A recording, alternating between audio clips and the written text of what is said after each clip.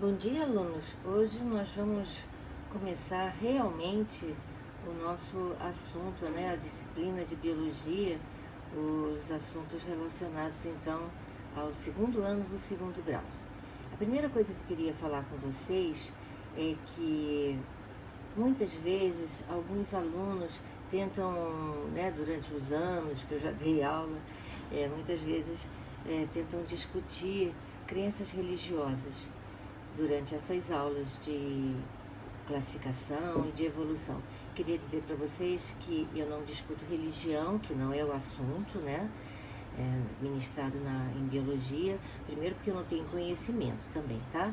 Então, as crenças que vocês trouxeram são de vocês e eu respeito muito, mas a gente não vai discutir, certo? Então eu queria começar esse ano letivo fazendo uma leitura de um texto que eu acho muito legal, do filósofo Mário Sérgio Cortella, que faz com que a gente pense um pouquinho a respeito do nosso papel no mundo. Ele diz assim: a ciência calcula que existam em nosso universo aproximadamente 200 bilhões de galáxias. Uma delas é a nossa, a Via Láctea, que é leite em latim. Aliás, nem é uma galáxia tão grande.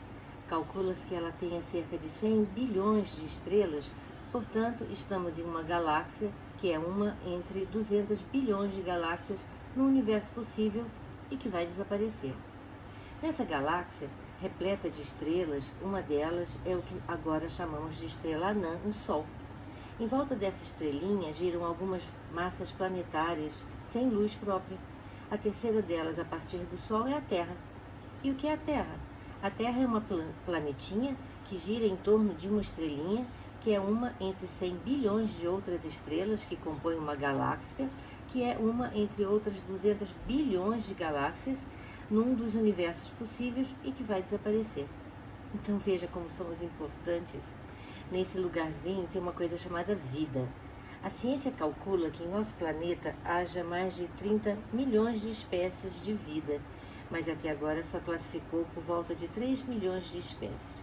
Uma delas é a nossa, o Homo sapiens, que é uma entre 3 milhões de espécies já classificadas que vivem num planetinha que gira em torno de uma estrelinha, que é uma entre 100 bilhões de estrelas que compõem uma galáxia, que é uma entre outras 200 bilhões de galáxias no universo possível e que vai desaparecer.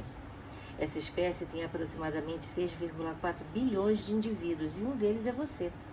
Você é, então, um entre 6,4 bilhões de indivíduos pertencentes a uma única espécie, entre outras 3 milhões de espécies classificadas, dentre as que ainda não foram, né? Que vivem num planetinha que gira em torno de uma estrelinha, que é uma entre 100 bilhões de estrelas que compõem uma galáxia, que é uma entre 200 bilhões de galáxias no universo possível que vai desaparecer. É por isso que toda vez na vida que alguém me pergunta: você sabe com quem está falando? Eu respondo: você tem tempo? Gente, ontem eu fui ao supermercado. Ai, depois de limpar tudo, né, com álcool, eu fiquei pensando: como é que eu vou arrumar essas compras? E aí eu descobri que nas mínimas coisas nós precisamos classificar. Classificar para quê? Para que a gente possa, apesar de diversos pontos de vista, porque o meu marido queria que eu classificasse de um jeito, já a minha funcionária queria que eu classificasse de outro, mas é lógico que a minha classificação foi a que foi escolhida, né? Claro, por mim. Então, apesar dos diferentes pontos de vista, eu preciso classificar as coisas para organizar, fazer uma sistematização, porque na hora que eu for me comunicar com as pessoas, no caso, as pessoas que moram aqui na minha casa, eu poder dizer: ah, pega aquilo o quê? Aquele potinho amarelo? Não, aquele potinho roxo, aquele potinho grande? Não, eu preciso então facilitar a minha comunicação. E assim aconteceu com os seres vivos, quando os cientistas começaram a estudar, a querer classificar os seres vivos, eles notaram, né, eles perceberam a importância da sistemática. que é uma parte da biologia, o ramo da biologia que estuda a grande diversidade, a biodiversidade que existe no nosso planeta, isso é, os diversos tipos, as variações que existem entre os seres vivos. A sistemática tem como princípios básicos, né, como objetivo, descrever a diversidade biológica, ou seja, desenvolver catálogos tão complexos quanto possível das características típicas de cada espécie, e também vai batizá-la, né, entre aspas, com nome científico, que nós vamos ver depois. Também quer desenvolver critérios para organizar a diversidade, agrupando esses seres vivos de acordo com as suas características, né, de acordo com características importantes, relevantes, e, por fim, compreender os processos responsáveis pela existência da diversidade biológica. Então, a biodiversidade é muito grande no nosso planeta, por isso precisamos classificar para que a gente possa organizar esses seres vivos em grupos, dos maiores para os menores grupos, e podemos assim falar a mesma língua. Por exemplo, uma coisinha bem básica que seria falar sobre essa frutinha gostosa, né? Que eu, por exemplo, como carioca, chamo de tangerina, mas outros podem chamar de mexerica.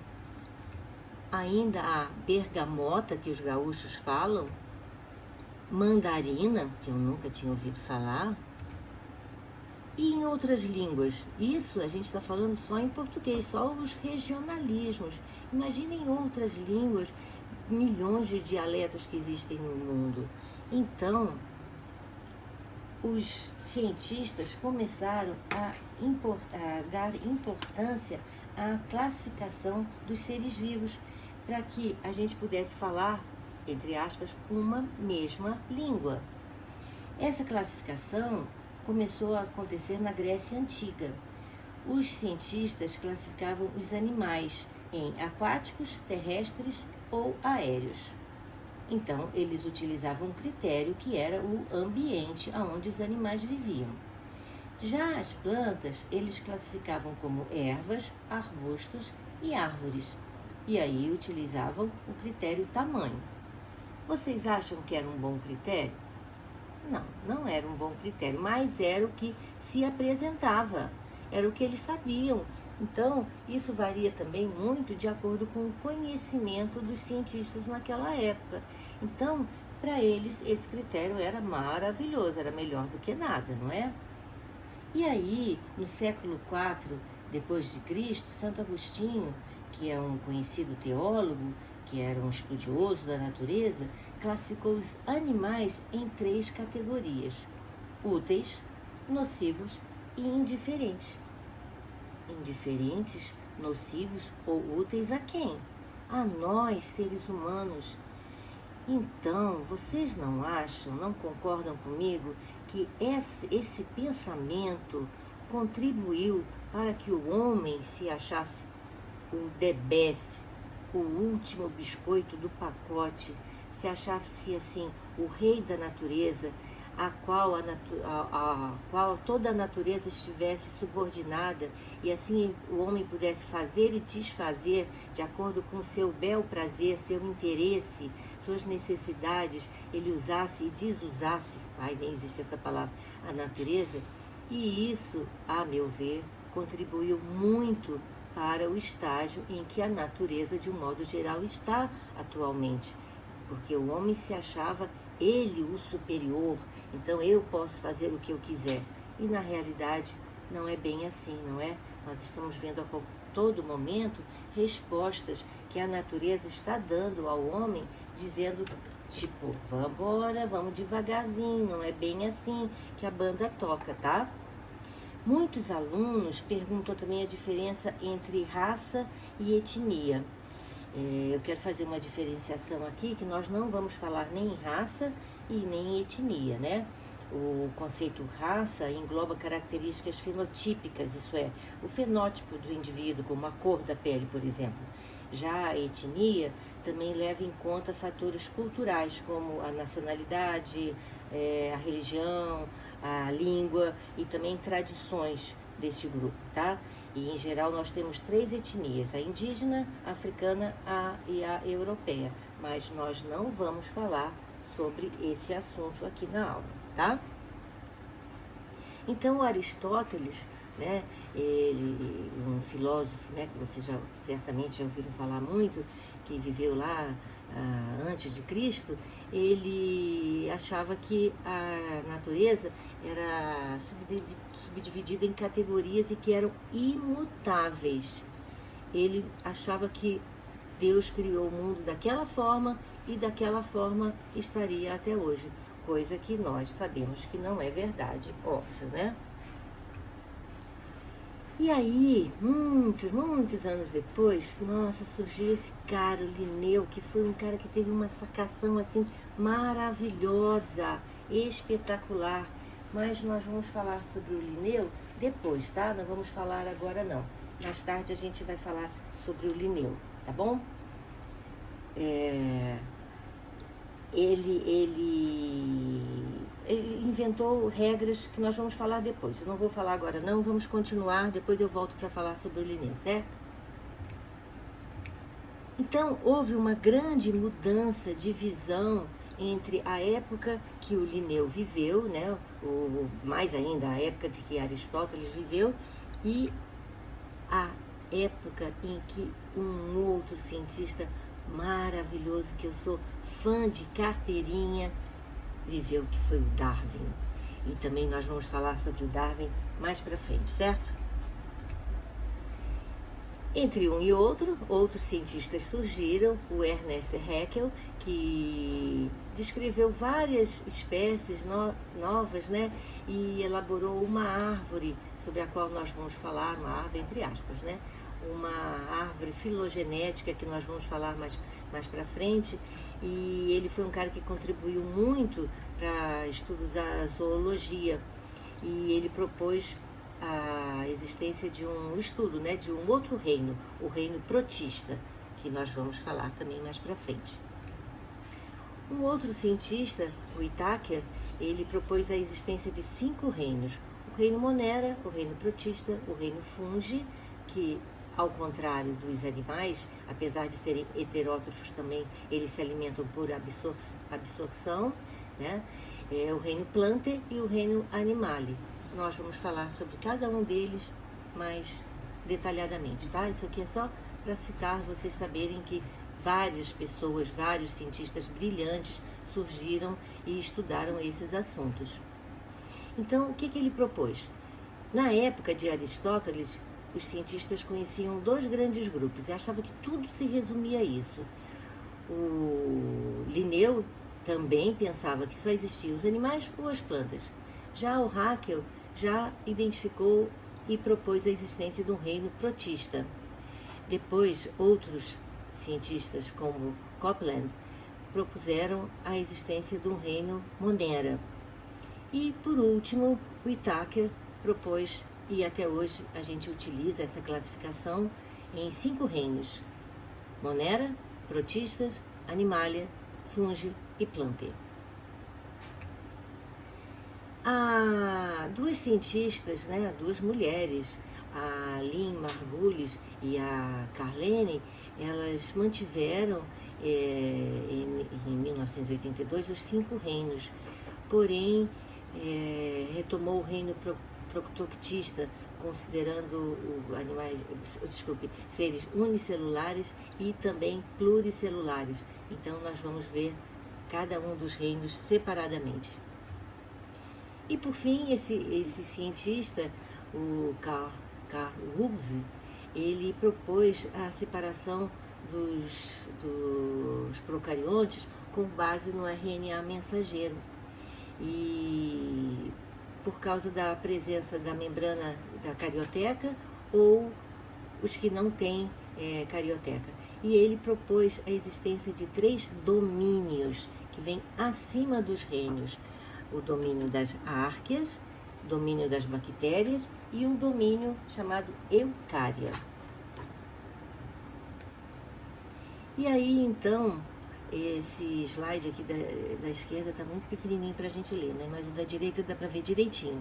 Então, os 3 domínios, bactéria com as eubactérias, que são as bactérias verdadeiras, as árqueas, que são as bactérias arqueobactérias, que são as bactérias antigas, vamos dizer assim, e o reino eucária, o domínio eucária com o reino protista, plantae, fungi e animalia. Então, essa é a proposta que hoje está sendo utilizada e está sendo respeitada, né? Até que surja uma outra ideia. Quem sabe um dia vocês serão cientistas famosos, vão se dedicar ao estudo da sistemática, né? E vão propor uma outra classificação. Estamos abertos a novas ideias. Então, nós temos 2 termos aqui importantes. A taxonomia é o ramo da biologia que estuda a nomenclatura e descrição dos seres vivos. Então, é dado um nome a cada ser vivo e para isso nós vamos ver que existem regras e regras bem exigentes quanto a isso, tá? E a sistemática é o ramo da biologia que, além da nomenclatura e descrição dos seres vivos, procura entender a relação evolutiva, isso é, a filogenia entre eles, o que aconteceu, quais os fatos, quais os fenômenos aconteceram para determinar a formação desses indivíduos atuais, né, da forma que nós estamos vendo atualmente. A grande dificuldade que muitas vezes acontece, que os cientistas têm, e principalmente, é lógico, os leigos, é porque o nosso período de vida como espécime é muitíssimo pequeno em relação ao período de vida de uma espécie. Então, a gente convive com essa espécie durante um pequeno momento de sua vida, da espécie, né? Então, a gente, às vezes, fica desacreditando, pensando, poxa, será que é isso mesmo? Será que não foi sempre assim?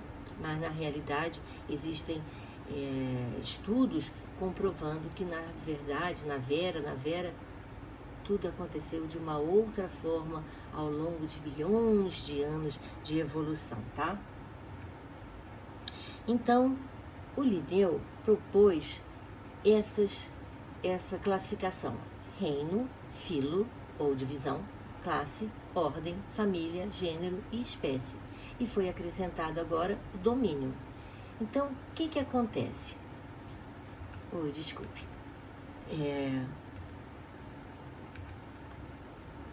A unidade básica de classificação é espécie. O mais inclusivo é o domínio. O domínio tem vários reinos, que contém vários filos, que contém várias classes, que contém várias ordens, que contém várias famílias, que contém vários gêneros, que contém várias espécies. Existem categorias intermediárias que não são obrigatórias, o subfilo, a infraclasse, por exemplo, superordem. Isso vai depender do tipo de classificação que você, do tipo de estudo, do tipo de conhecimento que o cientista tem e que não nos interessa muito no momento, tá? Então, os mais inclusivos são o reino, lógico, claro, primeiro o domínio, né? Depois o reino, depois divisão, depois classe, ordem, família, gênero e espécie, que é o menos inclusivo. Quanto mais eu chego perto da espécie, mais aumenta o número de características semelhantes e diminui o número de indivíduos, claro. Quanto mais eu subo nessa coluna e chego perto do reino, mais características diferentes eles têm, então, e menos características iguais eles têm, vamos dizer assim. E mais indivíduos eu tenho dessa categoria, certo? Então, vamos ver aqui um exemplo bem típico, né? Vamos usar aqui o cachorrinho, essa espécie que eu escolhi, né? Que é o cachorrinho, que existem vários tipos de espécies, né? Nesse gênero, inclusive aqui uma raposinha, né, que pertence à mesma família. Na mesma ordem tem até um leão. Na mesma classe, isso é, mamíferos, tem até a gente lá, um homenzinho. No mesmo filo, tem até um sapinho que é completamente diferente e todos nós somos animais. Então, desde o cachorrinho e o lobinho e a raposa, o leão, o homem, o sapinho, o inseto e o anelídeo, todos nós somos animais. Todos pertencemos ao mesmo reino. Então, essas são as categorias taxonômicas. Então, fica a dica: reficofage, re de reino, fi de filo, c de classe, o de ordem, fa de família, g de gênero, e de espécie. E você não esquece mais, reficofage. Não se esquecendo que antes agora tem domínio. Então, eu tenho vários reinos, por exemplo, o filo artrópoda, e tem uma classe que eu escolhi, que é a classe insecta, a ordem Lepidoptera.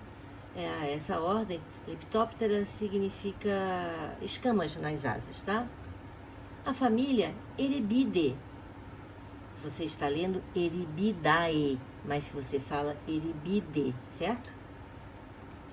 E aí eu tenho um gênero Idalos, e eu encontro essa mariposinha aqui, bonitinha, né? Coloridinha, que eu só botei 2 desenhozinhos delas, né? Mas existem 14 espécies do gênero Idalos só no Cerrado. Elas são bem parecidas, mas não são iguais, são de espécies diferentes. Então, vamos ver agora as regras de nomenclatura. E essas regras têm que ser seguidas se por acaso você escrever numa prova e errar uma das regras de nomenclatura. Errou. Não adianta chorar, errou. Então, o Plineu inventou essas regras muito bem feitas e exigentes. O nome do indivíduo, da espécie, é binomial, isso é, 2 nomes. Sempre que você vai escrever um texto, você tem que escrever ou em itálico ou sublinhado, isso é, você tem que destacar do texto. Sempre você vai usar uma palavra em latim ou latinizada, porque o latim, como é uma língua morta, ninguém mais fala, não corria o risco de sofrer modificações, assim, gírias e coisa desse tal, tá? A primeira palavra vai corresponder ao gênero, é o epíteto genérico, e você tem que escrever com letra maiúscula. E a segunda palavra, que é o epíteto específico, você vai escrever com letra minúscula. Quando você estiver escrevendo um texto, por exemplo, o Homo sapiens, sei lá, a primeira vez que você escreve o nome científico, você tem que escrever o Homo sapiens. Da próxima vez que você escrever, você já citou na primeira vez, você pode botar H maiúsculo ponto sapiens, e todo mundo já sabe que você está falando a respeito daquele espécie que você está estudando. Então, por exemplo, aqui, essas borboletinhas, né? Bem parecidas, o Idalos heróis e o Idalos carinosos. E são um pouquinho diferentes. Uma tem a cabecinha vermelha, a outra tem a cabecinha laranja, né? São parecidas, mas são de espécies diferentes. Você pode perguntar que nome é esse, Schwaltz, ao lado do nome científico. É o cara que estudou, o cientista que estudou. E ali é a data onde ela foi identificada. A Idalos heróis foi primeiro e depois a Idalos carinosos foi em segundo, tá? Alguns outros exemplos aqui, o nome científico do leão, Panthera leo, e da onça, Panthera onca. Veja que eles pertencem ao mesmo gênero, Panthera. Atenção, que eu não posso falar, qual é a espécie do leão? Falar leão, não existe, isso não significa nada. Onca, não significa nada. Você tem que falar Panthera leo ou Panthera onca. Aí sim eu sei sobre o que você está falando. Mas se eu perguntar a qual gênero pertence o leão, você pode falar Panthera, tá? Então, Panthera é o nome genérico, é o gênero, e onca é o epíteto específico, mas não é o nome da espécie. Entenderam a diferença? O gênero, então, é um conjunto de espécies semelhantes. Aqui temos mais, né, do mesmo gênero, o leopardo, lindíssimo. E que, por incrível que pareça, a pantera negra, que a gente chama de pantera negra, pensa que é um outro animal, não é. É um tipo de leopardo que é preto, só isso. Aqui nós temos dois exemplos muito interessantes de cascavel. E que eu posso dizer, então, vou falar a respeito do nomenclatura trinomial. A nomenclatura trinomial é quando existe uma subespécie, que é uma categoria taxonômica em que se divide uma espécie quando compreende grupos de indivíduos morfologicamente distintos e que, em geral, estão isolados geograficamente e que representam, que estão a caminho para a produção de duas novas espécies, porém ainda não são capazes de serem classificadas como duas espécies. Por quê? Porque ainda podem se cruzar. O nome da subespécie também, por exemplo, Crotalus duriços terríficos, eu escrevo com letra minúscula também. E essas duas cascavéis são exemplos de espécies subespécies no caso, né, que estão a caminho de se tornar espécies diferentes. Por quê? Porque uma vive na Amazônia, outra vive na Guiana. Então, elas estão separadas geograficamente. E isso é muito importante. Por quê? Porque elas vão ter vidas independentes.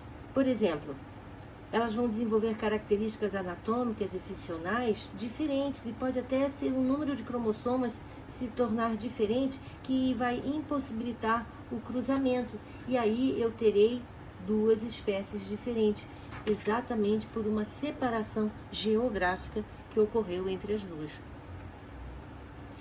Existem terminações que são importantes e você deve observar, por exemplo, no filo, no reino animal, né? No filo e na família, deve ser escrita com inicial maiúscula e terminar com o sufixo idae.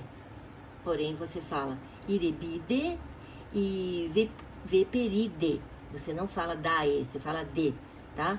E no reino vegetal, a família deve ser escrita com inicial maiúscula e com o sufixo acae. E você fala bigonácea, tá? A família, né? A qual pertence o nosso querido e lindo IP. Então, chegamos ao conceito de espécie, que são organismos morfologicamente semelhantes, capazes de se intercruzarem, gerando descendentes férteis na natureza. E por que eu faço essa diferenciação na natureza? Por quê? Porque no laboratório coisas absurdas podem acontecer, né? Vocês não lembram, lógico, não é do tempo de vocês, mas existia até um quadro jocoso num programa cômico, né, na Globo, há alguns anos, que era o cientista que inventava vários cruzamentos, lógico, uma piadinha, né? Às vezes era até engraçado. E ele inventava híbridos para fazer assim brincadeiras, muitas vezes políticas, né? E o que são híbridos? São animais que são descendentes do cruzamento entre indivíduos de espécies diferentes. Tem que ser do mesmo gênero, tá? Eles são cruzamento entre espécies diferentes e são inférteis. Por quê? Porque o número de cromossomos sendo diferente, na hora de parearem para formar o zigoto, para começar a divisão celular, acontece que o pai tem um número de cromossomas e a mãe tem outro número de cromossomas, então não dá para fazer o pareamento, tá? E aqui um exemplo que a gente tem aqui muito conhecido, né, é a mula. A mula é um exemplo típico de cruzamento entre espécies diferentes e sempre é com o cruzamento entre o cavalo e o jumento. Por exemplo, cuidado com os sinônimos, regionalismos. Por exemplo, jumento, asna e jegue são a mesma coisa, tá? Estamos falando sobre o Equus asinus, que é um animal muito resistente, que pode ser encontrado em quase todo o planeta, que é usado para carga. A mula, que é fêmea, e o burro, que é macho, é o resultado do cruzamento entre o jumento, esse jumento asno ou jegue, que é o Equus asinus, com o cavalo, que é o Equus gabalus, que também é usado para carga, né? E só que ele é de difícil domesticação. Todo mundo sabe, né? Aquele termo, né? Teimoso feito uma mula. É um animal muito teimoso, tá? Então, nós temos duas espécies. O jumento, que é o Equus asinus, e o cavalo, o Equus cabalus. O jumento mais a égua, eu tenho o burro, quando é macho, e a mula, quando é fêmea. O cavalo mais a jumenta é o bardolo. Tanto faz para fêmea ou para macho. Outro exemplo aqui é o zebralo, né? Que é um animal que eu achei particularmente maravilhoso. A cama ou rama também é um animal bem bonitinho, né? É uma lhama com um camelo sem corcova e menorzinho. E o maravilhoso animal maior que existe, que, assim, desses cruzamentos, né? O híbrido maravilhoso, achei muito lindo, que é o liger, ou tigon, também você pode falar, né? Que é o cruzamento entre o leão e o tigre, que na natureza não acontece, porque eles vivem em ambientes bem diferentes, né? E esse cruzamento, alguns descendentes são férteis, o que pode causar a criação de uma outra espécie, né? E eles são animais enormes, que podem chegar a 4 metros e pesar até 1 tonelada. Então, são exemplos de animais lindíssimos, maravilhosos. Mas isso vai acontecer somente em zoológicos, né? No laboratório da natureza, isso não acontece, tá? Um outro exemplo também é o jabá-porco, que vocês podem ter ouvido falar, né? Porque importaram da Ásia e da Europa, da África, o javali para consumo da carne, porque é uma carne valiosa. Mas aí alguns escaparam e cruzaram com o porco doméstico, e aí criaram o jabá-porco, que é um animal extremamente agressivo, que destrói plantações e espanta animais nativos. E aí o que aconteceu? Em 2013 foi liberada a caça, mas em 2020 essa discussão voltou à tona e chegou até o Supremo Tribunal, porque para os ambientalistas, o animal não pode ser penalizado por um erro humano, né, de falta de manejo. Mas, por outro lado, há grupos que defendem o fato do bom caçador respeitar e fazer com que essa caça não seja feita com maus tratos. Então, apesar das diferentes opiniões, como sempre, né, todos concordam que é preciso controlar a população de jabá-porcos de uma forma mais eficaz e uma forma mais rápida. Ok, alunos? Até a próxima!